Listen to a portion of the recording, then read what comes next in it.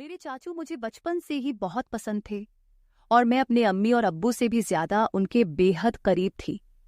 आहिस्ता आहिस्ता मैं बड़ी होती गई और मेरी और मेरे चाचू की दोस्ती भी गहरी होती चली गई। इस वक्त मैंने नई नई जवानी में कदम रखा था और अपनी सहेलियों से मर्द और औरत के बीच के रिश्ते के बारे में नई नई बातें सुनी थी। चाचू से दोस्ती इतनी गहरी थी कि मैं अपने चाचू से हर बात शेयर कर लेती थी और मुझे चाचू से बातें करके बहुत ज्यादा सुकून मिलता था। फिर एक रात अम्मी अब्बू घर पर नहीं थे तो चाचू के सर में बहुत ज्यादा दर्द था। चाचू ने मुझे कहा, अंजलि जरा चाय बनाकर मेरे कमरे में ले आओ। मैंने जल्दी से चाय बनाई और चाचू के कमरे में चली गई। चाचू ने चाय साइड टेबल पर रखने को कहा। मैं चाय टेबल पर रखकर वापस जाने लगी थी कि चाचू ने मुझे पकड़ लिया और कहने लगे कि आज घर पर कोई भी नहीं है, तुम्हें अपने कमरे में डर लगेगा, इसलिए आज मेरे पास ही लेट जाओ। मैं तुम्हें एक वीडियो दिखाता हूं। चाचू ने मुझे अपने बिस्तर पर लेटने को कहा। मैं चाचू के बिस्तर पर लेट गई। चाचू मुझे वीडियो दिखाने लगे। उस वीडियो को देखकर मेरी आंखें हैरत से फटी की फटी रह गई और फिर चाचू मुझे बोले, चलो हम दोनों भी मिलकर ऐसे ही। हेलो दोस्तों, स्वागत है आप सभी का हमारी एक और रोमांचक कहानी में। उम्मीद करती हूं कि आपको यह कहानी बेहद पसंद आएगी। मेरा नाम अंजलि है और मेरी उम्र 15 साल है। अभी मैंने 9th क्लास पास की है। मुझे पढ़ने का बहुत शौक था, लेकिन मेरे अब्बू मेरी पढ़ाई के खिलाफ थे। मैंने अम्मी और चाचू से कहा कि मैं आगे पढ़ना चाहती हूं, तो आप दोनों प्लीज मेरी मदद करो और मेरे अब्बू को राजी करो। अम्मी ने अपनी तरफ से बहुत कोशिश की, लेकिन अब्बू नहीं मान रहे थे, क्योंकि उनका कहना था कि आजकल कॉलेज में पढ़ाई कम और आशिकी ज्यादा चलती है। तभी मेरे चाचू ने अब्बू को समझाया और एक तरफ से मेरी गारंटी ले ली कि मैं ऐसा कुछ भी नहीं करूंगी और सिर्फ पढ़ाई करूंगी। तब जाकर अब्बू मेरे कॉलेज जाने के लिए मान गए और चाचू से कहा कि आज से अंजलि की जिम्मेदारी तुम्हारी है। अगर उसने कुछ उल्टा सीधा काम किया जिससे इस घर और खानदान पर कोई दाग लगा, तो अंजलि के साथ साथ तुम्हारी भी खैर नहीं है। चाचू ने अब्बू से कहा कि भाईजान, आप फिक्र ना करें, मैं अंजलि की हर हरकत पर नजर रख लूंगा। मुझे इस वक्त पता नहीं था कि चाचू के दिल में क्या है और वह मेरी इतनी हिमायत क्यों कर रहे हैं। लेकिन मजे की बात तो यह हुई कि मैंने कभी सोचा ही नहीं था कि मेरी चाचू के साथ दोस्ती इतनी आगे तक चली जाएगी। फिर कुछ ही दिनों में चाचू ने मेरे साथ जाकर मेरे कॉलेज में दाखिला करवा दिया। पहले पहले तो मैं खूब दिल लगाकर पढ़ाई करने लगी और कॉलेज में किसी के साथ ज्यादा फ्री नहीं होती थी। जो भी कॉलेज में होता वह रात को मैं चाचू को घर आकर बता देती। चाचू भी मेरे साथ बहुत ज्यादा फ्री होने लगे थे और मुझे लगता कि वह मुझे बहुत अजीब नजरों से देखते हैं, क्योंकि मेरी चाची गांव में रहती थी और चाचू नौकरी के सिलसिले में हमारे घर पर ही रहते थे।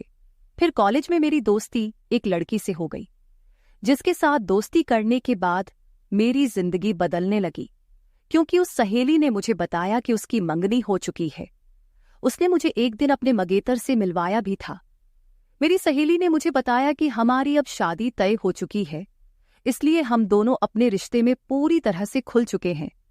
हम दोनों में कोई पर्दा नहीं है। इसके बाद मैं अपनी सहेली से वह सब कुछ जानने की कोशिश करती, जिसे जानने की शायद मेरी अभी उम्र भी नहीं थी, या फिर मेरी उम्र ऐसी थी कि मैं यह सब बातें जानकर आसानी से गलत रास्ते पर चली जाती। और फिर ऐसा ही होने लगा। मुझे भी उन बातों में दिलचस्पी होने लगी। मेरी किसी लड़के से तो दोस्ती नहीं थी, इसलिए मैं जब भी ऐसी बातें सोचती तो मेरे दिमाग में खुद ब खुद चाचू का ख्याल आ जाता और फिर मैं अपने दिमाग को झटक देती और खुद को कहती कि अंजलि, यह सब क्या है? ये क्या बेहुदा बातें सोच रही हो? वह मेरे चाचू हैं, लेकिन फिर चाचू की बातें और उनका रवैया भी मेरी इस सोच को बढ़ावा देता रहता था। लेकिन चाचू के दिल की बातें मैं अभी तक जान नहीं पाई थी।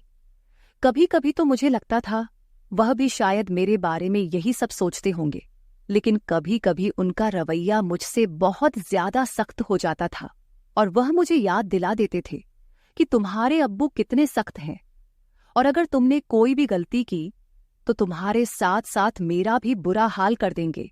उनकी यह बातें सुनकर मैं खुद को कंट्रोल करती, लेकिन कहते हैं ना कि जवानी तो अंधी होती है। जवानी तो ऐसी ही है जैसे सर्दी में आग जल रही हो तो हाथ गर्म कर ही लिया जाता है। मैं जैसे ही कॉलेज जाती, फिर वही सब बातें सुनने को मिलती। फिर मैं कॉलेज से घर वापस आकर अपने दोस्तों की बताई हुई बातों को सोचने लगती। उस दिन मेरे चाचू जॉब से घर वापस आए तो आकर बैठ गए और कहने लगे, क्या सोच रही हो अंजलि, वह भी इतनी गहराई से। मैंने चाचू की तरफ एक अदा से देखा और उनसे कहा, चाचू, आपको पता है मेरी दोस्त ने मुझे आज क्या बताया है।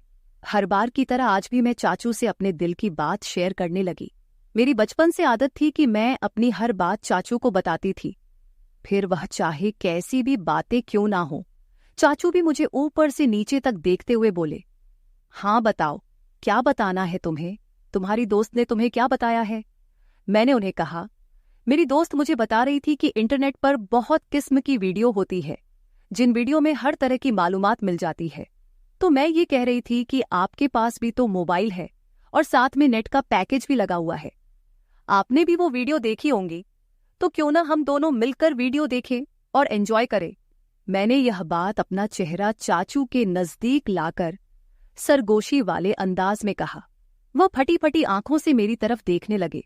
मुझे लगा जैसे वह मुझे अच्छी तरह से डांट लगाएंगे, लेकिन फिर अचानक उन्होंने मुझे बड़े गौर से देखा और फिर शायद दिल ही दिल में कुछ फैसला किया और फिर वह मुस्कुरा पड़े और मुझे सरगोशी वाले अंदाज में कहने लगे, देखो अंजलि, ऐसी बातें अपने अब्बू के सामने मत करना, वरना तुम्हारा बाप तुम्हारा तो बुरा हाल करेगा ही, मगर साथ में मुझे भी घर से निकाल देगा, क्योंकि मैंने तुम्हारी जिम्मेदारी ली हुई है और फिर मेरे लिए रहने का प्रॉब्लम हो जाएगा।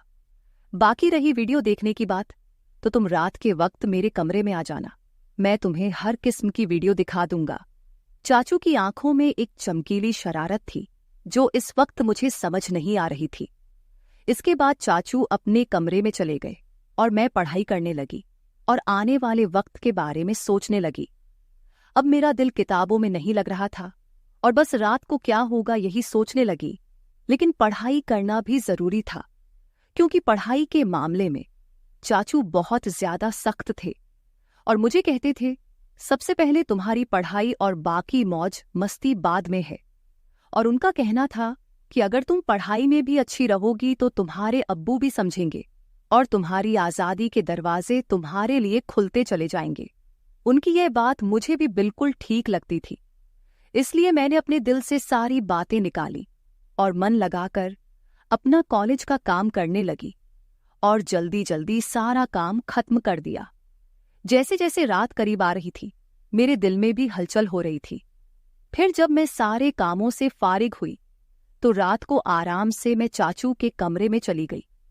मैं जब कमरे में गई तो चाचू लड़कियों की मैगजीन देख रहे थे। मुझे देखते ही वह मुस्कुराने लगे और उन्होंने वह मैगजीन छुपा दी। सर्दियों का मौसम चल रहा था और दिन ब दिन सर्दी बढ़ती जा रही थी। आज रात तो सर्दी बहुत ज्यादा थी, इसीलिए मैं जाते ही चाचू के बिस्तर में घुसकर चाचू के पास चिपक कर बैठ गई और उनसे कहा, अब मुझे जल्दी से वह वीडियो दिखा दो, नहीं तो फिर अब्बू के आने का टाइम हो जाएगा। फिर चाचू भी बिना टाइम वेस्ट किए मुझे वीडियो दिखाने लगे। वीडियो देखते ही मेरे अंदर से मुझे कुछ बदलाव महसूस होने लगे, लेकिन इत्तेफाक से हमने अभी चंद वीडियो ही देखी थी कि अब्बू हमारे कमरे में आ गए। अब्बू आते ही मुझसे कहने लगे, इतनी रात के वक्त चाचू के कमरे में क्या कर रही हो, चलो अपने कमरे में चली जाओ। अब्बू बहुत ही सख्त मिजाज के थे और मैं उनसे काफी डरती भी थी। तो जैसे ही अब्बू ने सख्त अंदाज में कहा, मैं सब कुछ भूल गई और जल्दी से अपने कमरे में आ गई। मैंने सोचा, जैसे ही अब्बू चाचू के कमरे से निकलकर अपने कमरे में जाएंगे तो फिर से मैं चाचू के कमरे में चली जाऊंगी। लेकिन इस रात अब्बू को चाचू से शायद कोई जरूरी काम था, इसलिए अब्बू काफी टाइम तक उनके कमरे में बैठे रहे और इंतजार करते करते मुझे पता ही नहीं चला कि कब नींद आ गई और पता नहीं अब्बू चाचू के कमरे से कब गए। दूसरे दिन कॉलेज से लौटने के बाद मैं बेसब्री से रात का इंतजार करने लगी, क्योंकि मैंने कुछ वीडियो जो देख ली थी, जैसे तैसे करके मैं खुद पर काबू करने लगी और जब टाइम हुआ तो चाचू के कमरे में वीडियो देखने के लिए चली गई। मगर चाचू ने कहा, अभी मैं अपने ऑफिस का काम निपटा रहा हूं, ऐसा करो, तुम थोड़ी देर बाद मेरे कमरे में आ जाना, मैं तुमको वीडियो दिखा दूंगा। मैं तो सुबह से ही वीडियो देखने के लिए बेताब हो रही थी, तो चाचू पर थोड़ा गुस्सा करके बैठ गई। मेरे मोबाइल में नेट का पैकेज लगा हुआ था। तभी मेरे मोबाइल पर किसी नए नंबर से मैसेज आया। उसकी भेजी हुई तस्वीर देखकर मेरी आंखें फटी की फटी रह गई। मैं अभी तक उस तस्वीर को देख ही रही थी कि उस आदमी के मैसेज आने लगे। वह काफी रोमांटिक अंदाज में चैट कर रहा था। मैं तो पहले ही बेताब थी, तो मैं भी उसी अंदाज में जवाब देने लगी। फिर मुझे ख्याल आया कि यह बात मुझे चाचू को बतानी चाहिए। मैं फौरन चाचू के कमरे में आई, लेकिन उनके कमरे का दरवाजा बंद था। तब मैं अपने कमरे में वापस आ गई और उस अनजान लड़के से वैसे ही बातें करने लगी। मैं मोबाइल पर उस वक्त मैसेज पर बात कर रही थी जब मैंने उससे कहा कि मैं तुमको देखना चाहती हूं, और उसको वीडियो कॉल पर बात करने को कहा, लेकिन उस लड़के ने मना कर दिया। उस टाइम मैं अपने कमरे से बाहर निकली तो मेरी नजर चाचू पर पड़ी। वह इस वक्त अपने कमरे से निकलकर सीढ़ियां चढ़ते हुए छत पर जा रहे थे और उनके हाथ में मोबाइल था। मुझे हैरत हुई कि वे रात के इस वक्त छत पर क्यों जा रहे हैं। रात के 12 बज रहे थे, मुझे नींद भी नहीं आ रही थी, लेकिन मेरे दिमाग में यह शक आ गया था कि कहीं चाचू ही तो मुझे नए नंबर से मैसेज तो नहीं कर रहे हैं।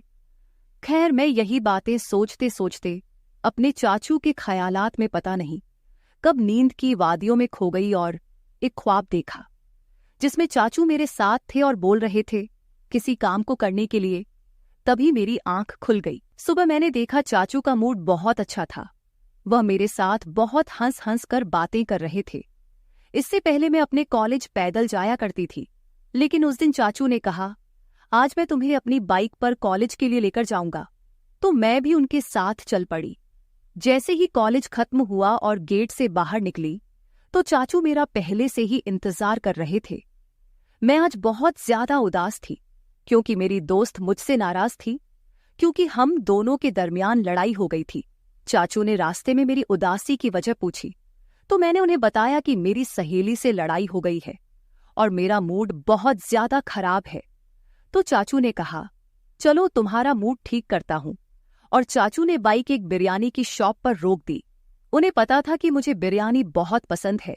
फिर हम दोनों ने वहां बैठकर बिरयानी खाई और कोल्ड ड्रिंक भी पी। चाचू वहां भी मुझसे हंसी मजाक कर रहे थे। इसके बाद मैं चाचू के साथ घर वापस आ गई। उस दिन अम्मी अब्बू घर पर मौजूद नहीं थे, शायद किसी रिश्तेदार की शादी में गए हुए थे। तो चाचू मुझसे पूछने लगे कि तुमने मुझसे दोबारा से वह वीडियो देखने को क्यों नहीं कहा। तो मैंने उन्हें बताया कि मैंने तो पहले से ही देख ली है। चाचू एकदम से चौंक कर मेरी तरफ देखने लगे और बोले, वो कैसे देखी?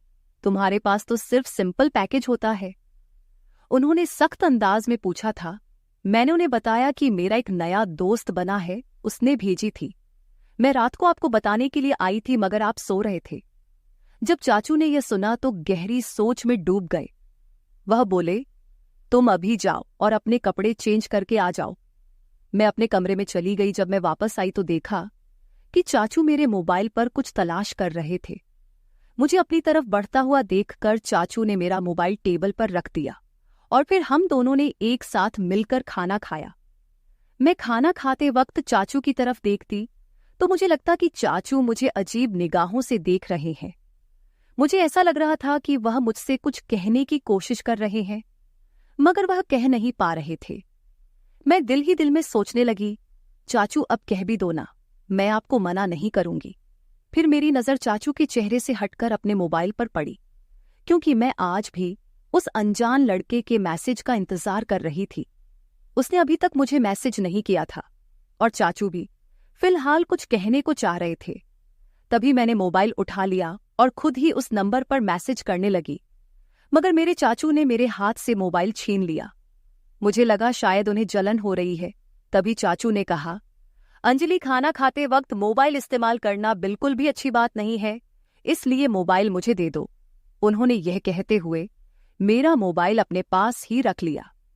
मैंने जल्दी जल्दी खाना खत्म किया और चाचू से कहा, अब तो मेरा मोबाइल मुझे वापस कर दो। तब उन्होंने कहा, दे दूंगा। अभी तुम ऐसा करो कि बर्तन समेटकर मेरे कमरे में आ जाओ। मैं तो खुश हो गई कि शायद जलन में आकर आज चाचू मेरी ख्वाहिश को पूरा जरूर करेंगे। मैंने ऐसा ही किया। जल्दी जल्दी बर्तन समेटे, फिर कॉलेज का काम भी खत्म किया और रात के 11 बज रहे थे जब मैं चाचू के कमरे में आई और उनसे कहने लगी, अब तो मुझे मेरा मोबाइल दे दो, मुझे उस दोस्त से बात करनी है। चाचू ने कहा, मेरे सर में बहुत ज्यादा दर्द हो रहा है, जाओ पहले मेरे लिए अच्छी सी चाय बनाकर लाओ। मैं चाय बनाने चली गई। कुछ देर बाद मैं चाय बनाकर कमरे में आई और चाय टेबल पर रख दी और मुड़कर जाने ही लगी। तभी चाचू ने मुझे बाजू से पकड़ लिया और बोले, आज घर में कोई भी नहीं है, तुम्हें अकेले सोने में डर लगेगा, आज रात तुम मेरे कमरे में ही रुक जाओ। मैं खामोश निगाहों से उनकी तरफ देखने लगी, क्योंकि आज रात मुझे उस लड़के से वीडियो कॉल पर बात करनी थी।